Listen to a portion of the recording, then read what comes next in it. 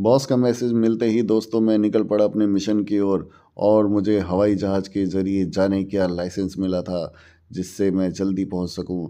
और जैसे ही मैं उतरा मुझे एक स्पाई ने पहचान लिया और कोड वर्ड में बताया कि बाहुबली का कटा हुआ सर एयरपोर्ट की लॉन्ज में रखा हुआ है। मैं समझ गया कुछ तो गड़बड़ है। और गड़बड़ सिर्फ इतनी ही नहीं थी, बिना मालिक का एक 250 ग्राम का सामान भी कन्वेयर बेल्ट पे घूम रहा था।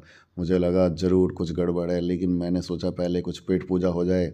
निखन्ना और चाय ठूंसने अंकल जी के हैं बाद जो नदी को बहुत ही ध्यान से देख रहे हैं और नदी। मैंने एक बूढ़े व्यक्ति को नदी किनारे एनाकोंडा को देखते हुए समझ गया कि यहाँ कुछ गड़बड़ है, प्रकृति भी कुछ खेल रही है।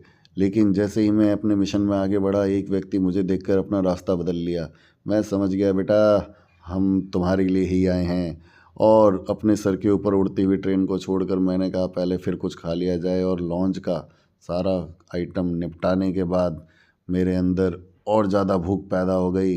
इसके साथ ही मैंने मसाला पापड़ और बिरयानी मंगाई जो मुझे कम लगी, तो मैंने कहा बेटा कुछ छोले और चावल भी भेजो। इसके बाद समय था खेलने का, गुड्डे गुड़ियों का खेल खेलने के बाद मुझे फिर भूख लग गई और मैं फिर एक प्लेट लेकर एक शादी में घुस गया जहाँ पर देखा पहले से ही लाइन लगी थी। और सिर्फ 2 छोटे चम्मच चावल खाने के बाद मैं वहाँ से निकला क्योंकि उसमें घंटे का भी स्वाद नहीं था।